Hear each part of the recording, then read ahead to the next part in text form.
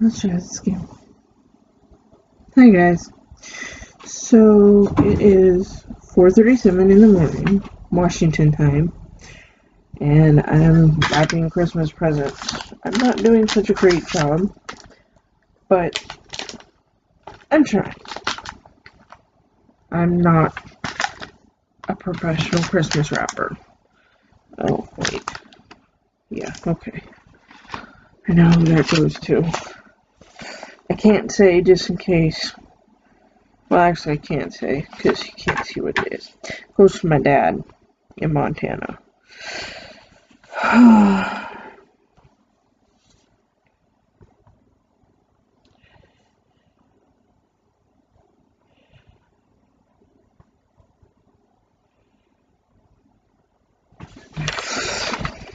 So, I don't know. Christmas time to me isn't about the gifts. It's not about what you receive or what kind of presents you get or it's just that's not what it's about for me. To me, Christmas is about being with family and loving each other and being thankful for having each other. And well, that's what Christmas is to me. I realize that's not probably the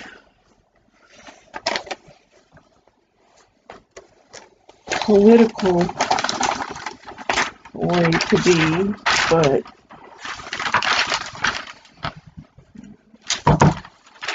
that's my way of thinking.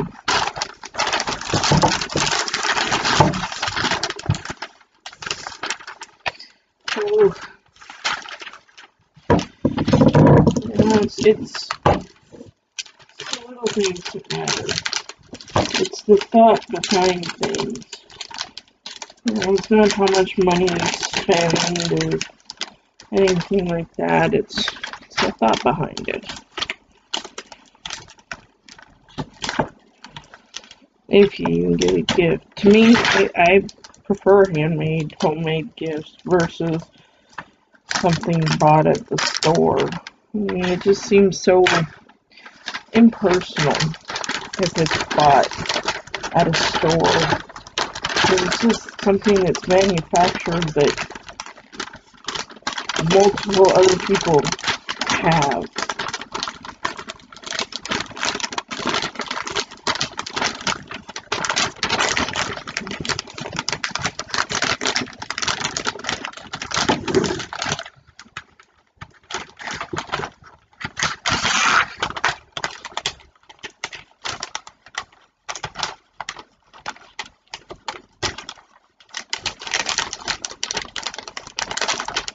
Sorry about the crinkle. As I said, wrapping presents. And if you hear something every now and then, that's just Gidget. Here's a funny little antidote for you. So I used to have this cat named Giz. He was a part Maine Coon. Well, I was going through pictures on, believe it or not, MySpace page. Yeah, there's a flashback for you. And my cat Gidget is practically a spitting image of my old cat Giz. And I'm like, holy crap. I did not even deliberately mean for that to happen. It just happened that way. Total fluke. Total just... Hold on. Probably can't hear me over the damn crinkling.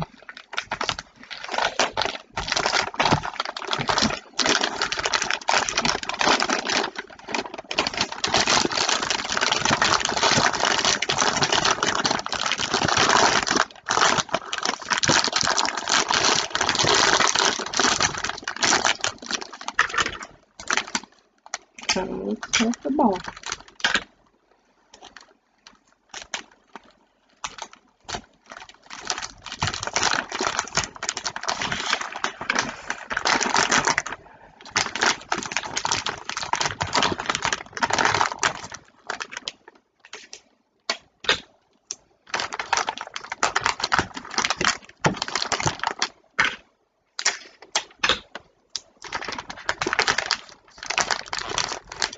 You know what I don't understand either?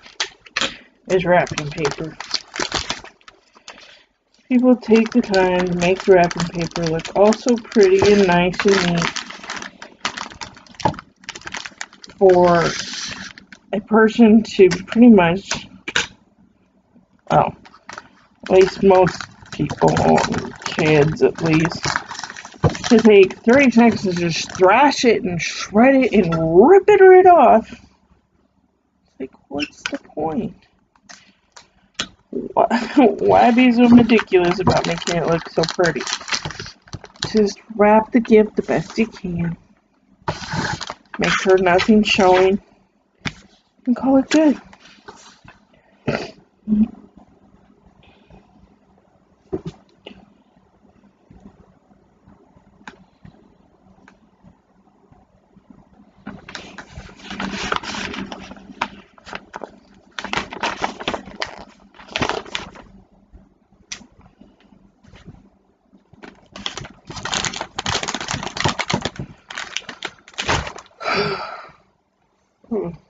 Well, I think that concludes that.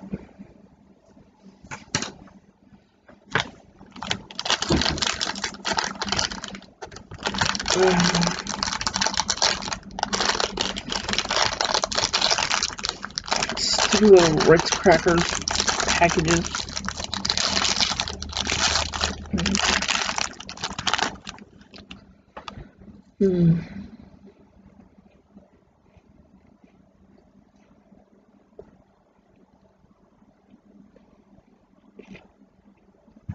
You know, I'm looking at all these channels and watching channels that I've watched for a long time, looking at how YouTube's doing things, and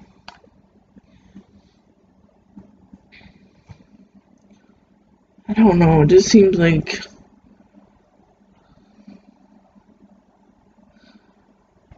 it doesn't make sense. I mean, what's the point?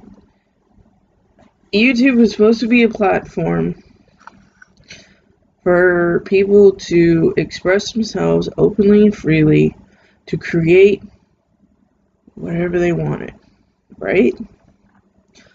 At least that was my... Gadget! The cat is being a twerp. I don't know what she knocked out, but she knocked down something. But anyway, YouTube was supposed to be for the people, for the creators. And yes, some creators took and twisted it and tainted it and made it into something bad. And I agree that those that did not respect YouTube for what it was should be punished and removed. I get that. But why should the rest of us that are trying to do something good with YouTube be punished and shortchanged and restricted and limited on our scope of being able to do whatever it is that comes to us? You know, why do we have to have a structure? Why do we have to upload a video that is, you know, in a specific category? Oh, you know, why do we have to be either a beauty guru or a gamer or a gossip columnist or whatever else is out there? I'm not really sure. I mean, I watch a lot of beauty gurus, and I watch medical channels. So, I'm, I get the medical channels, they have to have a certain scope, that they have to screen certain things. But still, even at that, isn't the point to educate? I know a lot of it's just the way society's become so closed-minded. And I'm sure I've talked about this in other videos. But even some of my doctor videos that I watch just seem like they've completely changed and have become shorter and less entertaining and more just too educational. And then, there's other beauty channels that were, more fun and exciting and less, stuffy and itinerary. This is what it's going to be and this is how you're going to have it. And I know that for a lot of them is because if they don't make a certain quota and they don't get their paid videos and stuff like that, they don't make money, because I understand a lot of them, that's their job, is YouTube. But at the same time, how long is it going to last if you're not having fun? If you can't have fun at what you're doing, what the hell's the point in doing it? That's why I don't do a lot of things I used to do. I no longer sell Avon products. Not because I don't like Avon products, but because I didn't like the way the structure of the company was ran. I didn't like the fact that I had to buy and pay for my books every freaking campaign. That was $7 every campaign that I had to pay for 6 books. And that was just the minimum books. That wasn't the other books that were part of Avon. That was just regular brochures. You shouldn't have to do that if you're in a certain business. You should be able to direct your customers to either an online website that has all of your inventory, or you should be able to have a magazine that you can take with you, that you can sit down with your customer and say, okay, yeah, this is what we have available.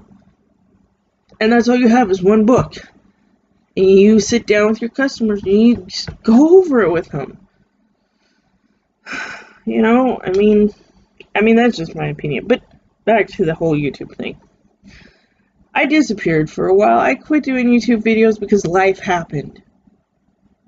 And again, what happens to those people that are so big on YouTube that they have to all of a sudden disappear and they can't do the videos and all of that because something in life happens and they're not available? Well,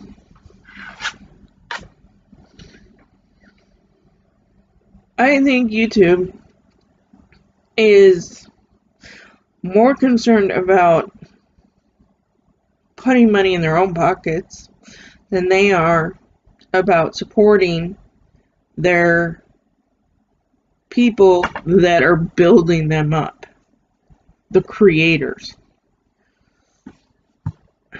And that's kind of sad.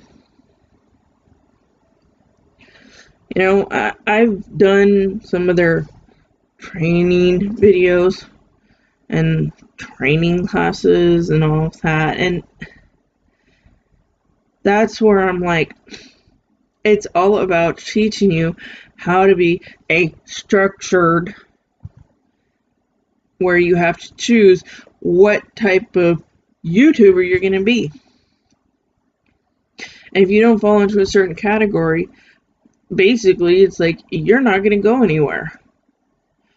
Well, okay, that's kind of defeating, because I know, like I say, I don't really do makeup.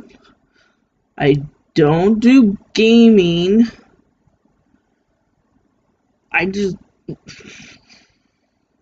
know what I really do. I guess I just sit around and voice my opinion, and occasionally throwing in a cat video here and there, or a dog video, or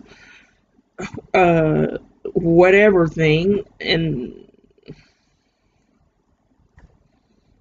I do a whole bunch of randomness.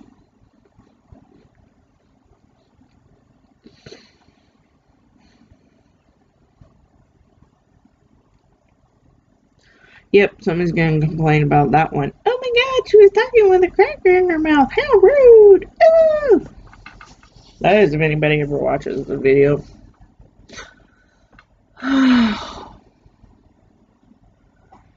You know,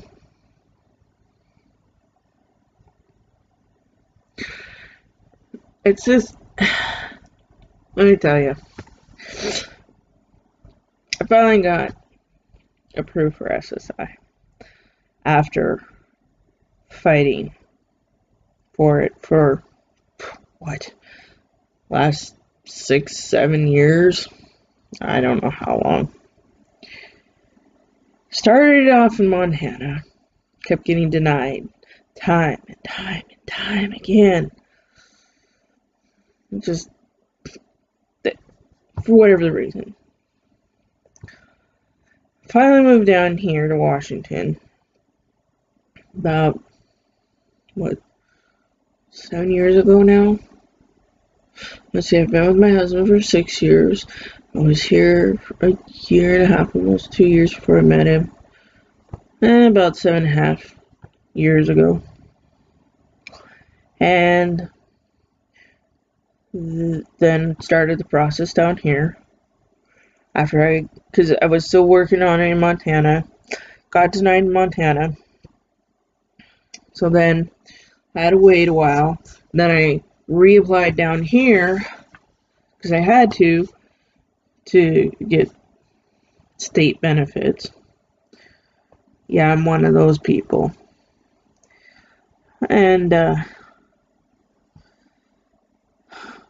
through counseling, yeah, I'm one of them too. I got a referral to a lawyer. Damn good lawyer. I'll refer to anybody. Anyway, so we went through it. I got denied the first time. Appealed it.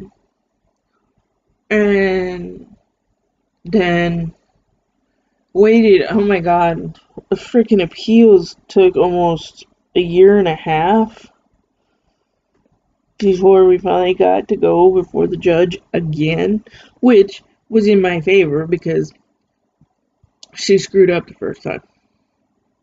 Blessings from above. Thank you, Lord. Amen. So, you know, I finally got it. But here's the kicker. Okay?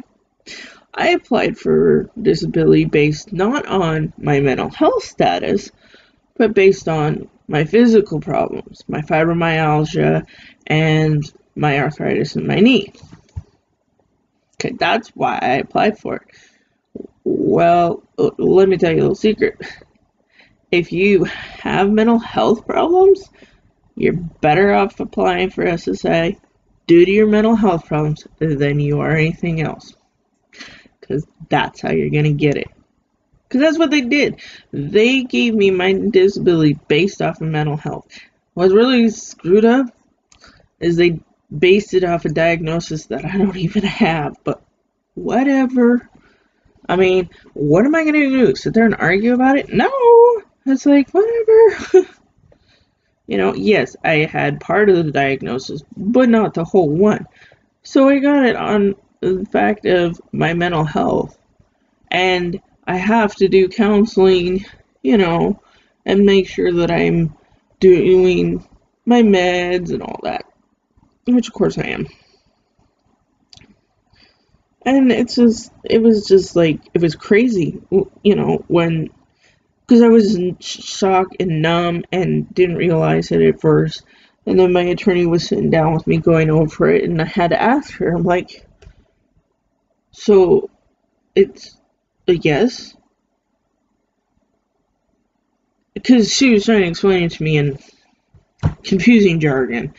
And I was like, I need it in dumbed down layman terms. And she's like, yeah, it's a yes. And I started bawling. But yeah, seriously, it's more likely to get disability based on mental status, at least here in Washington, than it is physical, which I think, of course, I think it also depends on your physical disabilities too. If you're like me and you have fibromyalgia and arthritis, but you look fine and you can pass most physical exams because you're on meds that make you feel good and they happen to test you on a good day, then they're going to be like, oh, no, physically she seems fine. It's like, yeah, you caught me on a good day, asshole. Because we all know, like, you are a fibro sufferer, you have a good day, maybe two, and then the rest of the time you're like, don't fucking touch me. And so, yeah, but then, fine, got approved, but then I had to wait, and wait, and wait, and wait, and wait, and wait, and wait, and wait, to get my money. Well, then, because I was married, there was a big screw up and a hold up because of a whole disaster with my husband's disability. That was a circus. But I got that straightened out. And I've been on this roller coaster ever since. Just freaking fixing this, fixing that, fixing the other thing, fixing the finances, working on trying to find people to get the house fixed, and just trying to fix me, trying to fix my husband, trying to fix, just being a fixer for everything. And I'm so exhausted and so done with everything that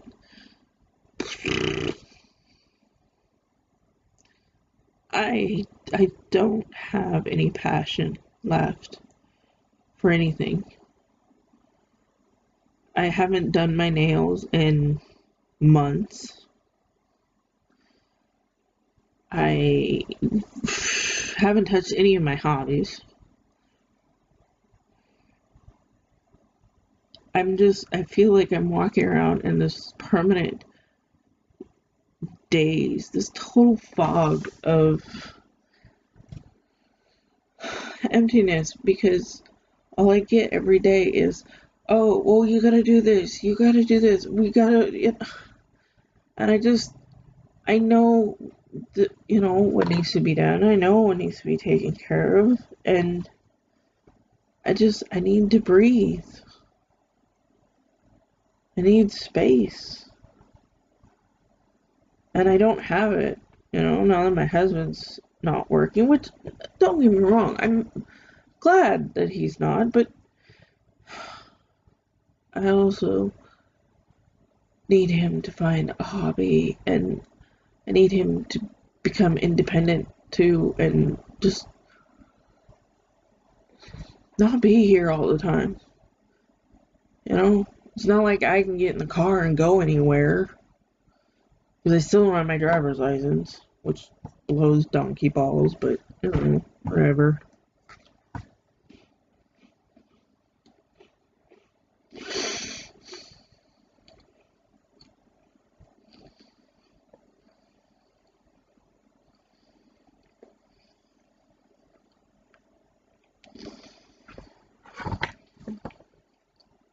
I just,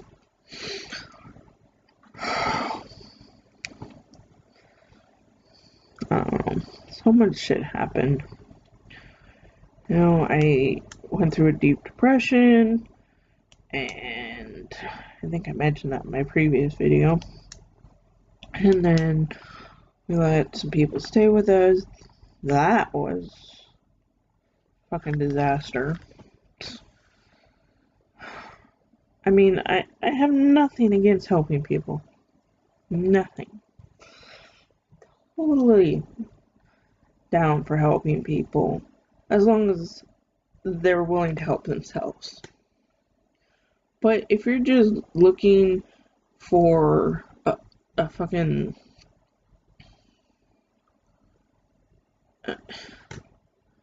I mean, if you're just looking for a crash pad to just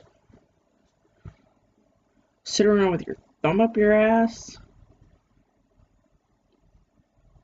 yeah, no. I know, you know, again, I've mentioned it in previous videos. I was homeless. 5 years. Oh, my cat opened the cupboard door.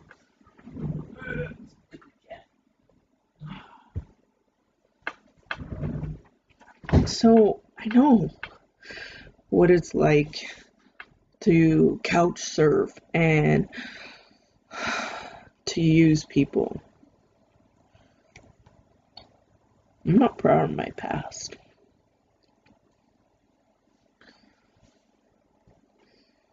I hate my past.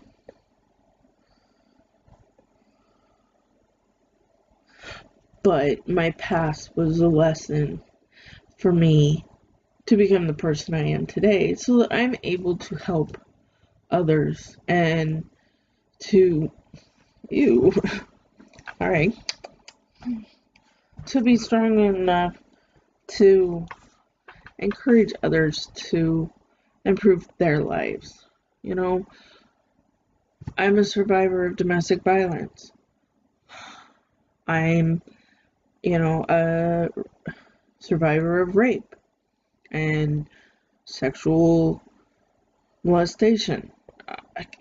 I've been through hell and back. I've been beaten, battered, and bruised, and fucking came back meaner than cat piss. Probably because of, hell, it's probably the Irish in me. Yeah, it's true. I'm 33% Irish. I know it may not seem like much, but I think it's pretty cool. But, it's just... I don't have a lot of friends that can come visit me because most of my friends can't drive themselves. So, they're in town, and the only bus that comes out here only goes to, I think, thrift store. And, I mean, shoot, by the time they'd get here and hang out for a little bit, they'd pretty much have to turn around, get back on the bus, and leave again just so they could get home. Most of my friends have their own little fur babies that they gotta take care of. So it's like, I don't expect them to come and see me. I don't expect them to leave their animals home alone.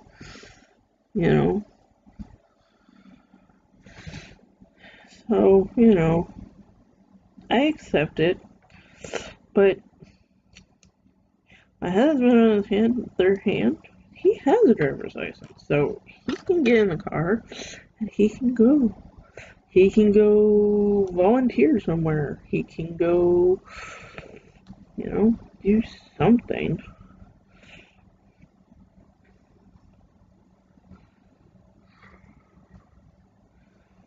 It just, I don't know. I miss him working because it gave me quiet times.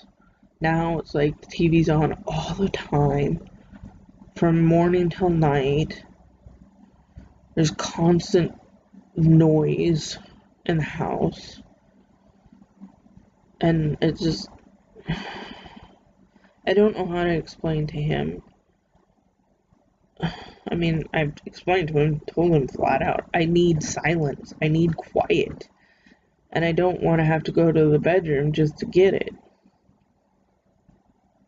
I wish the office had walls. And I could just go in the office, but it doesn't have walls.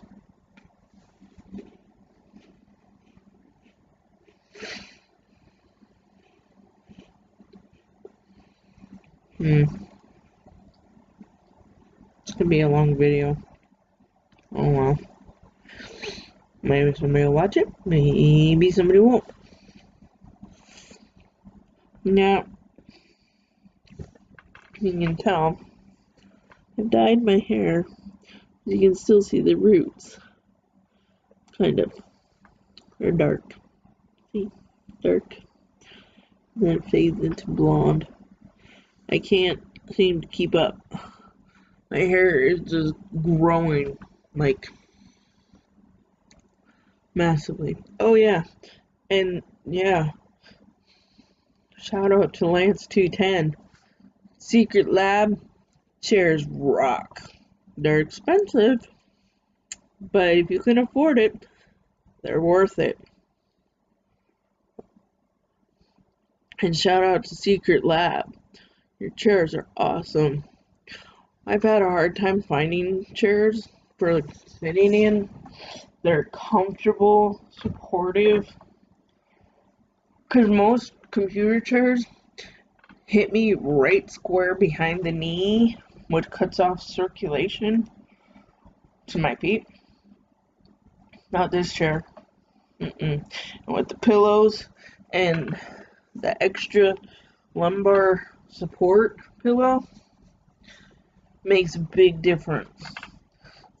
And it is so comfy. And you can adjust the armrests to wherever you need them, and just, it is the bomb diggity. If you have the money to invest in one, I recommend it. I'll find the information and let you know, or you can, I don't know,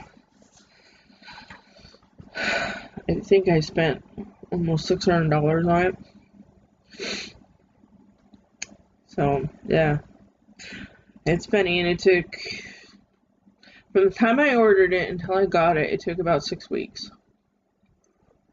But like I say, it is well worth it. I would rather sit in this chair than sit on my couch or any other furniture because it's that comfortable. So it's worth it. It's a little challenging to put together at first, but if you're good at puzzles, not a problem. Let's see what else.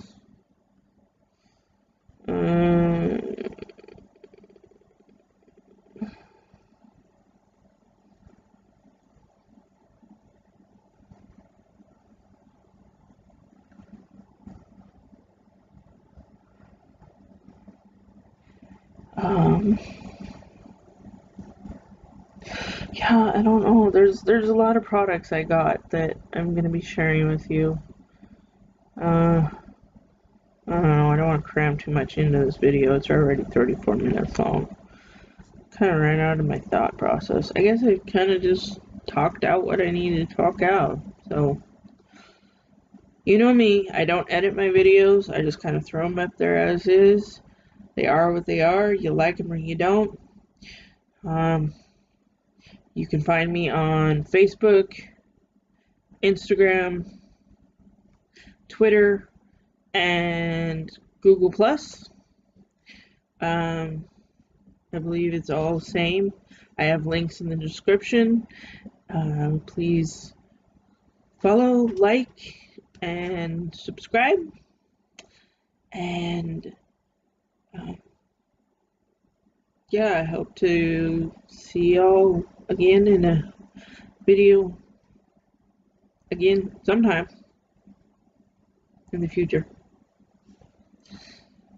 See y'all later.